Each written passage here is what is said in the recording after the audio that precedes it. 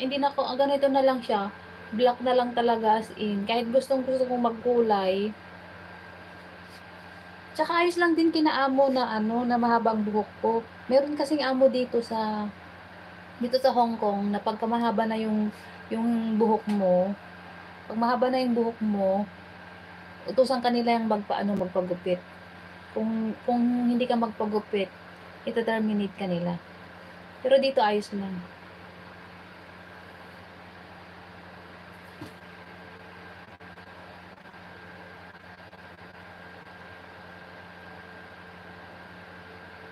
Jessa, trade tayo? Gusto mo? Trade dito. May trade din kaming tinatawag dito sa ano. Oo, dito sa Hong Kong dito. May trade din kaming ginagawa dito sa YT, Jessa. Kani Ideal Eileen ni Mine Channel. Nagte-trade kami ng palipad.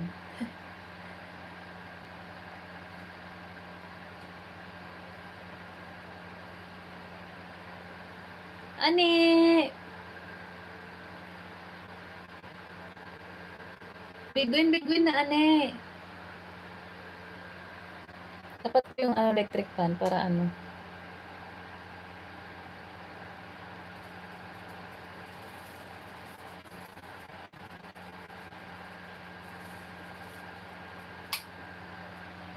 Depende kung magkano ang ipalipad mo, kung magkano yung ano mo, magkano yung carry mo, yun ang ipalipad mo. Tapos yun din yung ipapalipad ko pagka mag-live ka ganon. Oo, maganda talaga Jessa. Ngayon, day off ko ngayon, di ba? Tapos dito lagi pang, lalo ngayon, wala yung amo ko. Bukas pang uwi nila. Ganyan. Ang maganda pa dito is, laging nagta-travel ang amo.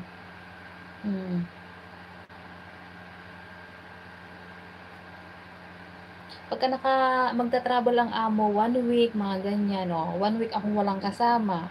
5 days, mga ganyan, 5 days akong walang kasama. Yung bahay ko dito, itong bahay nila amo, i-compare ko sa sa mga ibang bahay dito is malaki tong bahay nila. 3 bedroom, 3 CR, pang-apat tong CR ko. Malaki na ito. Dito sa Hong Kong kung dito sa Hong Kong, pero kung i-compare ko ito sa Saudi, naku po, wala, maliit lang ito kung sa Saudi. May mga bahay talaga na dito sa Hong Kong na maliit.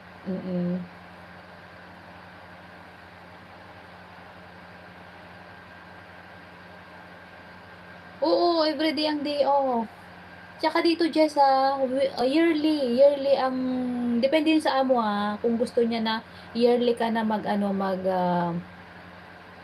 magbakasyon, babakasyonin kanila ng yearly, pero 1 week. 1 week ang pinakamatagal. Kung gusto mong kung gusto mong tawag nito, gusto mo pang magtagal sa 1 week na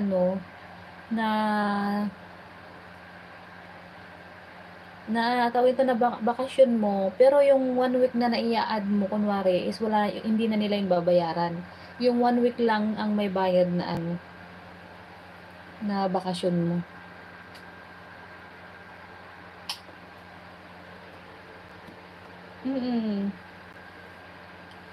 Yun ang kagandahan dito sa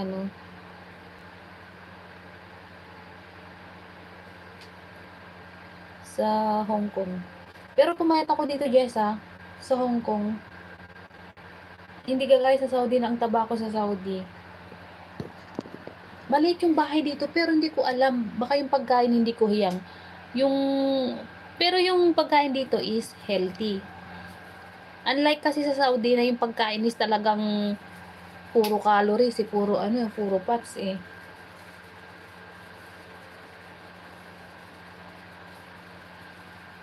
Yung pinsan ko, yung long time no look. B, ikaw ang busy, B. You're so busy.